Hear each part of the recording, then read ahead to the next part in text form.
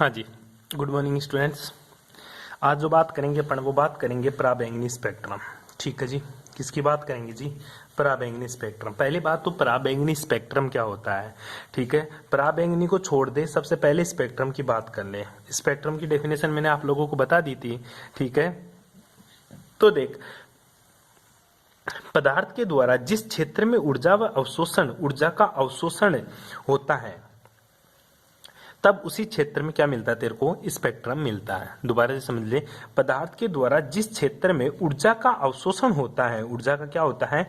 अवशोषण होता है, तब उसी क्षेत्र में तेरे को क्या प्राप्त होता है? स्पेक्ट्रम प्राप्त होता है। फॉर एग्जाम्पल अपन पराबैंगनी स्पेक्ट्रम की बात करें तो पराबैंगनी रेडिएशन की जो रेंज होती है वो 200 से 400 नैनोमीटर तक होती है। 200 से लेकर 400 नैनोमीटर तक होती है, और दृश्य क्षेत्र की रेंज 400 से लेकर 800 नैनोमीटर तक होती है। तो पराबैंगनी स्पेक्ट्रम का मतलब यह हुआ, अगर पदार्थ पराबैंगनी किरणों को अब्जॉर्ब करता, अर्थात 200 से लेकर 400 नैनोमीटर तक की किरणों को अब्जॉर्ब करता है, 200 से लेकर 400 नैनोमीटर तक की किरणों को क्या करता है? वो अब्जॉर्ब करता है। तो उसको क्या मिलता है? एक स्पेक्ट्रम प्राप्त होता है। तो उसको क्या मिलेगा? एक स्पेक्ट्रम प्राप्त होता है, ठीक है। उसी को अपन बोलते हैं पराबैंगनी स्पेक्ट्रम। अगर दृश्य क्षेत्र की रेंज में स्पेक्ट्रम प्राप्त होता है तो उसको क्या बोलेंगे अपन? दृश्य स्पेक्ट्रम बोलेंगे। क्या बोलेंगे जी उसको? दृश्य स्पेक्ट्रम। दोबारा से देख ले, किसी पदार्थ के द्वारा पराबैंगनी क्षेत्र 200 से लेकर 400 नैनोमीटर व दृश्य क्षेत्र 400 से लेकर 800 नैनोमीटर तक का प्रकाश अवशोषण करने पर प्राप्त स्पेक्ट्रम पराबैंगनी व दृश्य स्पेक्ट्रम कहलाते हैं, ठीक है। तथा इसका अध्ययन पराबैंगनी व दृश्य स्पेक्ट्रोस्कोपी में किया जाता है। पराबैंगनी स्पेक्ट्रम का अध्ययन जहां पे किया जाता है उसको पराबैंगनी व दृश्य स्पेक्ट्रोस्कोपी कहते हैं। इन स्पेक्ट्रोस्कोपी में परमाणु के इलेक्ट्रॉन एक ऊर्जा स्तर से दूसरे ऊर्जा स्तर में स्थानांतरित होते हैं, जिसे इलेक्ट्रॉनिक संक्रमण कहते हैं। कहना क्या चाहता है, ठीक है। जैसे सोच एक बार, यहाँ पे एक ऊर्जा स्तर है, ये मेरा ऊर्जा स्तर है, इसको मैं ई नोट से दिखा दूं। किसको दिखा दिया? इसको मैंने ई नोट से, और इसको मैंने किससे दिखा दिया? E1 से। तो ई नोट मेरी ग्राउंड स्टेट में, इसमें क्या है? इलेक्ट्रॉन पड़ा है। क्या है? इलेक्ट्रॉन। इसके ऊपर मैंने रेडिएशन डाल दी। कौन सी रेडिएशन डाली? पराबैंगनी वाली। पराबैंगनी की रेंज क्या है? 200 से लेकर 400। ध्यान देना बेटा, तू 400 से लेकर 800 नैनोमीटर की रेंज में ही देख सकता है। तेरी आंख का जो लेमडा है वो कितना है? 400 से लेकर 800 नैनोमीटर के बीच का, क्योंकि दृश्य क्षेत्र की रेंज 400 से 800 नैनोमीटर के बीच होती है। 400 नैनोमीटर से कम का क्षेत्र भी तेरे को दिखाई नहीं देता, और 800 नैनोमीटर से ज्यादा का क्षेत्र भी तेरे को दिखाई नहीं देता। केवल इसी रेंज में अपन संसार को देख सकते हैं, इसके अलावा अपन नहीं देख सकते हैं, ठीक है। अब देख, इसके ऊपर तूने अगर इलेक्ट्रॉन के ऊपर रेडिएशन डालता है तो ये इलेक्ट्रॉन क्या होता है? एक्साइटेड हो जाता है। एक्साइटेड मतलब एनर्जी प्राप्त करता है और एक्साइटेड स्टेट में चला जाता है। आई बात समझ में? जब ये एक्साइटेड स्टेट में जाता है तो उसके बाद में वापस से क्या आता है? जैसे एनर्जी सोर्स हटाएगा तो ग्राउंड स्टेट में वापस आ जाएगा। उस टाइम पे ये क्या करता है? एनर्जी रिलीज करता है। एनर्जी रिलीज करता है। जो एनर्जी रिलीज करता है उसको अपन एक स्पेक्ट्रम के रूप में प्राप्त करते हैं। उसको अपन किसके रूप में प्राप्त करते हैं बेटा? एक स्पेक्ट्रम के रूप में प्राप्त करते हैं। तो ध्यान दे, स्पेक्ट्रोस्कोपी में इलेक्ट्रॉन, परमाणु से इलेक्ट्रॉन एक ऊर्जा स्तर से दूसरे ऊर्जा स्तर में क्या होते हैं? स्थानांतरित होते हैं, जिससे इलेक्ट्रॉनिक संक्रमण कहते हैं। इलेक्ट्रॉन का संक्रमण क्या कहलाता है? इलेक्ट्रॉनिक संक्रमण कहलाता है, ठीक है। एक ऊर्जा स्तर से दूसरा ऊर्जा स्तर में इलेक्ट्रॉन का संक्रमण क्या कहलाता है? इलेक्ट्रॉनिक संक्रमण कहलाता है। अब बात आती है, ये इलेक्ट्रॉन तो बहुत सारे प्रकार के हो सकते हैं। ये इलेक्ट्रॉन तो डबल बॉन्ड में भी पाया जाता है, इलेक्ट्रॉन मेरा सिंगल बॉन्ड में भी पाया जाता है, इलेक्ट्रॉन मेरा अयुग्मित इलेक्ट्रॉन के रूप में भी पाया जाता है, मतलब लोन पेयर के रूप में भी पाया जाता है, युग्मित इलेक्ट्रॉन के रूप में भी पाया जाता है। तो इलेक्ट्रॉन तो गुरुजी अलग अलग जगह मिलता है मेरे को। मान ले ऑक्सीजन के ऊपर लोन पेयर के रूप में मिल गया, नाइट्रोजन के ऊपर लोन पेयर के रूप में मिल गया, सी डबल बॉन्ड सी के रूप में मिल गया, मतलब डबल बॉन्ड में मिल गया, ट्रिपल बॉन्ड में मिल जाता है। ये तो सिंगल बॉन्ड में भी मिलता है गुरुजी। तो इसी इलेक्ट्रॉन के पाए जाने की प्रोबेबिलिटी के आधार पर इलेक्ट्रॉनिक संक्रमण को अपन ने 4 भागों में बांटा। कौन सा? मान ले तेरा इलेक्ट्रॉनिक संक्रमण कहां से कहां हो रहा है? सिग्मा से सिग्मा स्टार में हो रहा है। कहां से कहां हो रहा है बेटा? सिग्मा ऑर्बिटल से गुरुजी मेरा सिग्मा स्टार ऑर्बिटल में हो रहा है। जो सिग्मा ऑर्बिटल होता है इसको बोलते हैं बंदी अणुकक्षक, और जो तेरा सिग्मा स्टार होता है इसको बोलते हैं अबंदी अणुकक्षक। क्या बोलेंगे इसको? अबंदी अणुकक्षक। ध्यान दे, ये संक्रमण केवल उन यौगिकों में पाया जाता है जिनमें केवल कौन सा बंध हो? तेरा सिग्मा बॉन्ड हो। कौन सा बॉन्ड हो? केवल सिग्मा बॉन्ड पाया जाता है। जिनमें सिग्मा बंध पाया जाता है उनमें सिग्मा टू सिग्मा स्टार मेरा क्या होता है? ट्रांजिशन देखने को मिलता है। अर्थात ये संक्रमण संतृप्त यौगिकों में पाया जाता है। बस ये लाइन इंपॉर्टेंट है। संतृप्त का मतलब होता है ऐसे कंपाउंड जिनमें सारे के सारे सिंगल बॉन्ड हो, केवल सिंगल बॉन्ड हो, डबल बॉन्ड देखने को भी नहीं मिले, तेरे को, वो कौन से यौगिक कहलाते हैं मेरे? संतृप्त यौगिक कहलाते हैं। तो ध्यान दे लेना, मैं तेरे से पूछूं कि sigma to sigma star transition कहां देखने को मिलता है, तो बोलेगा गुरुजी जिनमें सिंगल बंध हो, जिनमें केवल एकल बंध हो, उसमें मेरे को sigma to sigma star transition देखने को मिलता है। बैठ गई बात समझ में? फॉर एग्जाम्पल अगर मैं बात करूं इसके एग्जाम्पल्स की, तो देखिएगा इस प्रकार के ट्रांजिशन के लिए बहुत अधिक ऊर्जा की आवश्यकता होती है। ये बात इंपॉर्टेंट है। क्यों मैं बोलूं sigma to sigma star transition के लिए कितनी बहुत ऊर्जा की आवश्यकता होती है। ध्यान दे लेना, एक चीज मैं तेरे को बता देता हूं, पहले भी बता दिया, E इक्वस टू क्या होता है? E equals to HC upon lambda होता है, HC अपॉन लेमडा। अगर ऊर्जा की मात्रा ज्यादा चाहिए तो उसका लेमडा का मान क्या होना चाहिए गुरुजी? कम। अगर लेमडा ज्यादा है तो ऊर्जा क्या है? ज्यादा है। अगर लेमडा कम तो ऊर्जा ज्यादा, लेमडा ज्यादा तो ऊर्जा कम होती है। तो ध्यान दे, sigma to sigma star transition के लिए ऊर्जा की अधिक आवश्यकता होती है, तो बता तरंग दैर्ध्य कम होना चाहिए गुरुजी। ठीक है, ध्यान दे लेना। पहली बात तो अधिक ऊर्जा की आवश्यकता क्यों होती है? क्योंकि परमाणु में सिग्मा इलेक्ट्रॉन अधिक प्रबल आकर्षण बल द्वारा बंधे होते हैं। मैं तेरे से क्वेश्चन पूछूं, बता सिग्मा बंध प्रबल होता है या पाई बंध प्रबल होता है? इसका आंसर तू बताएगा। और अगर तेरे को पता चल गया कि सिग्मा बंध ज्यादा प्रबल होता है, तो ध्यान दे लेना सिग्मा बंध से इलेक्ट्रॉन निकालने के लिए तेरे को बहुत अधिक ऊर्जा देनी पड़ेगी, क्योंकि सिग्मा बंध में इलेक्ट्रॉन प्रबल आकर्षण बलों द्वारा बंधे रहते हैं, जिसके फलस्वरूप संक्रमण के लिए अवशोषण बैंड पराबैंगनी क्षेत्र के निम्न तरंग दैर्ध्य की ओर प्राप्त होता है। ये निम्न तरंग दैर्ध्य और उच्च तरंग दैर्ध्य क्या होता है? ध्यान दे लेना बेटा, अगर तरंग दैर्ध्य मतलब लेमडा का मान कम है तो एनर्जी ज्यादा। तो मैं इस लाइन को ऐसे लिख सकता हूं कि जिसके फलस्वरूप इस संक्रमण के लिए जो अवशोषण बैंड है वो पराबैंगनी क्षेत्र में उच्च ऊर्जा की ओर प्राप्त होता है या फिर निम्न तरंग दैर्ध्य की ओर प्राप्त होता है, क्योंकि दोनों में उल्टा रिलेशन होता है गुरुजी। ठीक है, फॉर एग्जाम्पल मेथेन का फॉर्मूला क्या होता है? कार्बन, ये हाइड्रोजन सारे के सारे क्या है गुरुजी? इसमें सिंगल बॉन्ड है। ठीक है, इसी प्रकार एथेन, ये ले हाइड्रोजन, ये ले हाइड्रोजन, ये ले हाइड्रोजन, ये मेरा कार्बन, ये हाइड्रोजन, ये हाइड्रोजन, ये हाइड्रोजन, ये मेरा क्या हो गया? एथेन। इस टाइप का ट्रांजिशन देखने को मिलता है। दूसरा ट्रांजिशन आता है बेटा पाई टू पाई स्टार ट्रांजिशन। ध्यान दे, पाई बंध किसमें देखने को मिलता है? याद रखना, पाई बंध हमेशा डबल बॉन्ड या ट्रिपल बॉन्ड में देखने को मिलता है।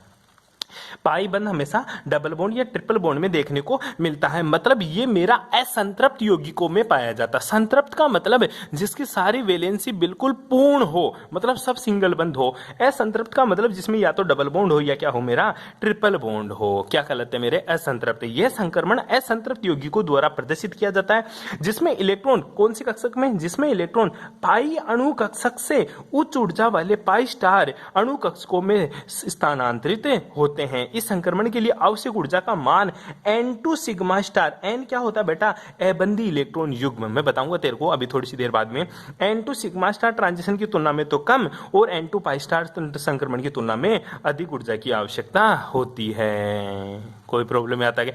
असंतृप्त हाइड्रोकार्बन जैसे तेरा alkene C double bond C, alkyne C triple bond C, ठीक है, इनमें ये ट्रांजिशन देखने को मिलता है जी। आगे देखिएगा N2 सिग्मा स्टार ट्रांजिशन। यह संक्रमण उन यौगिकों में होता है जो संतृप्त होने के साथ साथ अबंधी इलेक्ट्रॉन युग्मी रखता है। देख बेटा, N का मतलब होता है अनपेयर्ड इलेक्ट्रॉन, N का मतलब जो लोन पेयर होता है, N का मतलब क्या होता है तेरा? लोन पेयर, ठीक है। और सिग्मा स्टार मतलब सिग्मा का sigma star, anti bonding orbital, ठीक है। तो ये ट्रांजिशन कहां देखने को मिलता है गुरुजी? जो सिंगल बॉन्ड तो रखे ही रखे, इसके साथ उसमें क्या हो गुरुजी? लोन पेयर भी हो, उसमें क्या हो? लोन पेयर हो, तो वहां पे ये ट्रांजिशन देखने को मिलता है। जो संतृप्त होने के साथ साथ मतलब सिग्मा बॉन्ड तो होने के साथ साथ क्या हो? अबंधी इलेक्ट्रॉन युग्म भी रखता हो, अर्थात लोन पेयर भी रखता हो। इस संक्रमण के लिए आवश्यक ऊर्जा सिग्मा टू सिग्मा स्टार संक्रमण की तुलना में कम है और पाई टू पाई स्टार संक्रमण की तुलना में ज्यादा होती है।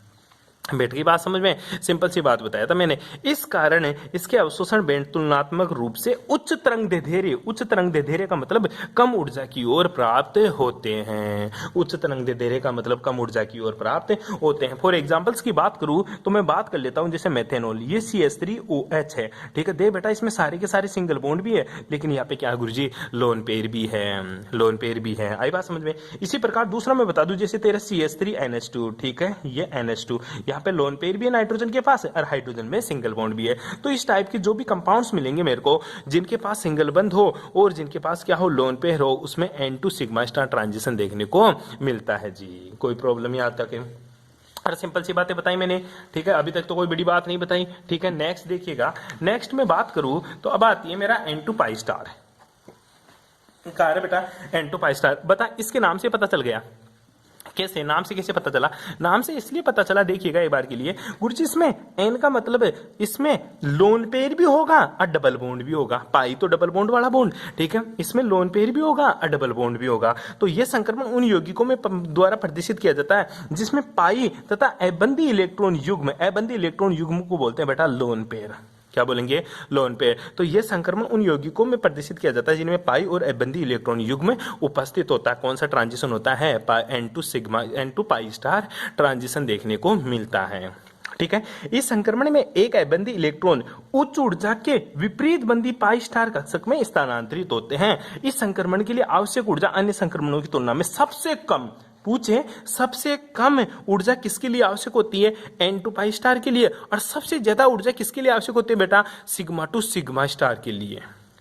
आई बात समझ में, ठीक है। इस संक्रमण के लिए इलेक्ट्रॉनिक ऊर्जा विपरीत बंधी पाई स्टार कक्ष में स्थानांतरित होते हैं, सबसे कम ऊर्जा की आवश्यकता होती है, अतः इसे प्राप्त स्पेक्ट्रम उच्च तरंग दैर्ध्य मतलब सबसे कम ऊर्जा की ओर प्राप्त होते हैं, ठीक है। ट्रांजिशन डायग्राम बनाए उससे पहले मैं बता दूं, देख ले यहाँ पे डबल बॉन्ड भी है, यहाँ पे तेरा डबल बॉन्ड भी है, और नाइट्रोजन के पास क्या है, लोन पेयर भी है। इसी तरह मैं नाइट्रोजन की बात करूं, जैसे नाइट्रोजन आयन, इसके पास लोन पेयर भी है और इसमें क्या है, ट्रिपल बॉन्ड भी है गुरुजी, ठीक है। इस टाइप के जो भी कंपाउंड्स हैं उनमें कौन सा ट्रांजिशन देखने को मिलता है मेरे को, N2 पाई स्टार ट्रांजिशन देखने को मिलता है। बैठ गई बात समझ में। अब इनको सभी को मैं एक साथ ऊर्जा के रूप में दिखा देता हूं, ठीक है। ये तो मेरा सिग्मा ऑर्बिटल है, कौन सा है जी, सिग्मा, नीचे वाला जिसकी एनर्जी सबसे कम है, ठीक है। ई है यहाँ पे एनर्जी है, ठीक है। इधर क्या है मेरी एनर्जी, ठीक है। इधर क्या है मेरा रिएक्शन कोऑर्डिनेट है, ये सिग्मा है, ये मेरा पाई कक्षक है, ये मेरा एन है, एन का मतलब होता है अबंधी, ठीक है। लोन पेयर भी बोल सकते हैं, बंधी अणुकक्षक, ठीक है, अबंधी इलेक्ट्रॉन युग्म में, ठीक है। लोन पेयर लिख लेना यहाँ पे, ठीक है। ये क्या है, पाई स्टार, और ये क्या है मेरा सिग्मा स्टार। देख सिग्मा नीचे है और सिग्मा स्टार ऊपर ही ऊपर है, तो ये तेरा जो ट्रांजिशन है ना, ये सबसे लंबा ट्रांजिशन होगा। ये ट्रांजिशन कौन सा है गुरुजी, सबसे लंबा ट्रांजिशन है, मतलब sigma to sigma star transition के लिए मेरे को एनर्जी सबसे ज्यादा देनी पड़ेगी, ठीक है। उसके बाद में कौन सा लंबा ट्रांजिशन है, देखिएगा एक बार के लिए। उसके बाद में गुरुजी मेरा जो ट्रांजिशन होगा ना, वो सबसे लंबा आएगा N2 सिग्मा स्टार। कौन सा आएगा बेटा, N2 सिग्मा स्टार। ये ट्रांजिशन सबसे लंबा आएगा। सबसे पहले सिग्मा टू सिग्मा स्टार, फिर उसके बाद में N2 सिग्मा स्टार ट्रांजिशन सबसे लंबा आएगा।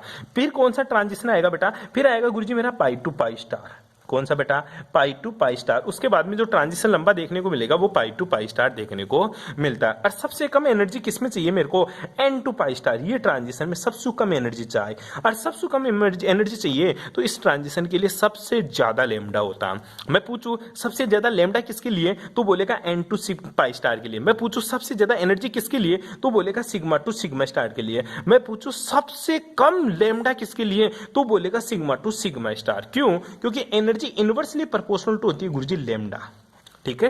तरंग दैर्ध्य के इनवर्सली प्रोपोर्शनल टू होती है, इसलिए इस टाइप का तेरे को ट्रांजिशन देखने को मिलता है जी। कोई प्रॉब्लम, सिंपल सी बातें बताइए, ठीक है। आगे देखिएगा भाई, पराबैंगनी स्पेक्ट्रम में संयुग्मन का प्रभाव। अब देख संयुग्मन का मतलब क्या होता है, संयुग्मन का मतलब होता है गुरुजी कॉन्जुकेशन। संयुग्मन का मतलब कॉन्जुकेशन मतलब रेजोनेंस। जैसे मैं तेरे को बताऊं C डबल बॉन्ड C है, ठीक है। इसमें अगर मैंने C डबल बॉन्ड CO लगा दिया तो ये क्या हो गया गुरुजी, अब डबल बॉन्ड कॉन्जुकेशन में चला गया। कॉन्जुकेशन का मतलब ये इधर चला गया तो ये बॉन्ड के इलेक्ट्रॉन खींच लेगा, वापस से बॉन्ड के इलेक्ट्रॉन देगा, ठीक है। ये बॉन्ड के इलेक्ट्रॉन यहां दे तो ये अपने इलेक्ट्रॉन खींच लेगा, मतलब अब इसमें क्या आ गया, संयुग्मन आ गया। क्या आ गया बेटा, इसमें संयुग्मन आ गया। तो पराबैंगनी जो स्पेक्ट्रम मिल रहा था अभी, sigma to sigma star, N2 sigma star, pi to pi star, N2 pi star, उन ट्रांजिशन में संयुग्मन का क्या प्रभाव पड़ता है वो जरा हमें बताइएगा, ठीक है। तो देखिएगा बेटा, पराबैंगनी स्पेक्ट्रोस्कोपी में इलेक्ट्रॉन का ट्रांजिशन निम्न ऊर्जा स्तर से उच्च ऊर्जा स्तर में होता है, बिल्कुल सही बात है तेरी, तथा इसके अवशोषण बैंड पर संयुग्मन के प्रभाव को निम्न प्रकार प्रदर्शित करते हैं। देख, पहला है तेरा पाई टू पाई स्टार, कितने नैनोमीटर के ट्रांजिशन में हो रहा, 165 नैनोमीटर के ट्रांजिशन में हो रहा, जब इसमें कोई संयुग्मन नहीं था। अब मैंने इसमें एक डबल बॉन्ड सी और जोड़ दिया, तो अब इसमें बेटा क्या आ गया, संयुग्मन आ गया। अब बताओ कौन से नैनोमीटर में होगा ये ट्रांजिशन, देखिएगा पाई, पाई 2, पाई 3, पाई 4, ठीक है, स्टार लगा दिया मैंने। तो अब ये जो ट्रांजिशन हो रहा है 217 नैनोमीटर के ट्रांजिशन में हो रहा। पहला जो ट्रांजिशन था 165 नैनोमीटर के ट्रांजिशन में था, अब जो ट्रांजिशन हो रहा है वो 217 नैनोमीटर के लेमडा में हो रहा है। पहला जो लेमडा था वो कम, अब ज्यादा। अब देख मैंने 3 डबल बॉन्ड लगा दिए, C double bond C, single bond double bond C, और यहां वो है मेरा double bond, double single double single double, ठीक है। तो मतलब 3 कॉन्जुगेशन हो गया। तो अब देख ट्रांजिशन 253 नैनोमीटर के एरिया में ट्रांजिशन हो रहा है, मतलब लेमडा का मान बढ़ता जा रहा है गुरुजी। किसका मान बढ़ता जा रहा है, लेमडा का, लेकिन इनके बीच का एनर्जी गैप घट रहा है। देख यहां पे एनर्जी गैप कितना बढ़ा था, यहां से यहां तक, दूसरे में एनर्जी गैप यहां से लेकर यहां तक, ये ट्रांजिशन छोटा है। अब तीसरे का ट्रांजिशन तो चिन्ह से आ गए, ठीक है, मतलब ये किसकी है, एनर्जी, ठीक है, ये क्या है इधर, एनर्जी। तो एनर्जी क्या हो रही है गुरुजी, एनर्जी बैरियर तो घट रहा है, इधर से इधर गया तो एनर्जी बैरियर घट रहा, अर्थात संयुग्मन के कारण ऊर्जा तो आपको कम देनी पड़ रही है, लेकिन लेमडा का मान बढ़ रहा है, क्योंकि मेरे को पता है lambda is inversely proportional to energy, या इसको बोल सकता energy is inversely proportional to lambda. बैठ गई बात समझ में, इस तरह से ये तेरा ट्रांजिशन देखने को मिलता है, ठीक है। बस यही सारी थ्योरी में लिख रखा, मैंने पढ़ के देख ले एक बार। एथिन के एक पाईबंद में उपस्थित होने के कारण इसमें 2 अणुकक्षक होते हैं, जिनमें से एक पाईबंदी और दूसरा क्या होता है, पाई स्टार विपरीत बंदी अणुकक्षक होता है। इस अणु में इलेक्ट्रॉन का संक्रमण पाई टू पाई स्टार कक्षक में होता है तथा इसका अवशोषण बैंड 165 नैनोमीटर तरंग दैर्ध्य पर प्राप्त होता है।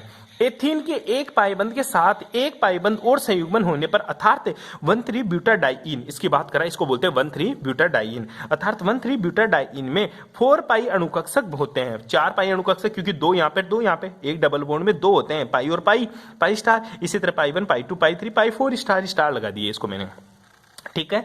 4 पाई अणु, जिसमें से पाई व पाई 2 बंदी अणुकक्षक और पाई 3 और पाई 4 विपरीत बंदी अणुकक्षक होते हैं। जो नीचे वाले होते हैं जिनके स्टार नहीं होता है, इनको बोलते हैं अपन कौन से अणुकक्षक, बंदी अणुकक्षक, ठीक है, बीएमओ अणुकक्षक, ठीक है। और जो ऊपर वाले होते हैं जिनके ऊपर स्टार लगा होता है, इनको क्या बोलूंगा मैं, विपरीत बंदी अणुकक्षक, विपरीत बंदी अणुकक्षक।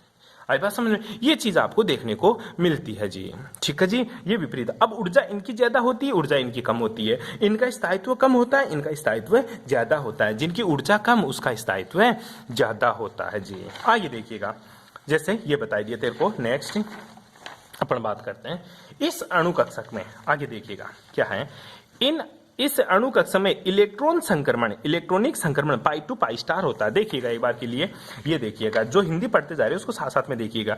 इस अणुकक्षक में इलेक्ट्रॉनिक संक्रमण कहां से, पाई 2 से पाई 3 स्टार में हो रहा है, ठीक है, कक्षक में हो रहा है। इस संक्रमण के लिए आवश्यक ऊर्जा एथीन के संक्रमण की तुलना में कम चाहिए, इसमें ऊर्जा ज्यादा, इसमें ऊर्जा कम चाहिए होती है, फलस्वरूप इसमें अवशोषण बैंड तुलनात्मक रूप से उच्च तरंग दैर्ध्य मतलब 217 नैनोमीटर की तरफ प्राप्त होता है। सारी थ्योरी लिख रहा हूं। अब तीसरा और देख ले, इस अणु में एक पाई बंद और संयुग्मन होने पर 135 हेक्सा ट्राई, ये रहा 135 हेक्सा ट्राई, अब क्या है 1 2 3 4 5 6 हेक्सा ट्राई, ठीक है, हेक्सा ट्राईइन, ठीक है, 135 हेक्सा ट्राईइन में 6 पाई अणुकक्षक होते हैं, जिनमें इलेक्ट्रॉनिक संक्रमण भरे हुए उच्च ऊर्जा से पाई 3 कक्षक में निम्न ऊर्जा की तरफ पाई 4 कक्षक की तरफ होते हैं। अतः इस संक्रमण के लिए आवश्यक ऊर्जा तुलनात्मक रूप से सबसे कम होती है। बैठ गई बात समझ में, जिसके फलस्वरूप अवशोषण बैंड और अधिक उच्च तरंग दैर्ध्य पर 253 नैनोमीटर पर प्राप्त होता है। इस प्रकार अणु कक्षक में, ये लाइन इंपॉर्टेंट है जी, इस प्रकार अणु में संयुग्मन की मात्रा बढ़ने पर अवशोषण बैंड में तरंग दैर्ध्य का मान तो बढ़ता है, परंतु ऊर्जा अंतराल घटता है, बढ़ता है, अर्थात ऊर्जा अंतराल बढ़ता नहीं है बेटा, ऊर्जा अंतराल घटता है, ठीक है। ऊर्जा का अंतराल क्या होता जाता है गुरुजी, घटता जाता है। बैठ गई बात समझ में, यहां तक आपको करना है, बाकी बातें करेंगे नेक्स्ट क्लास में। Thanks for cooperation.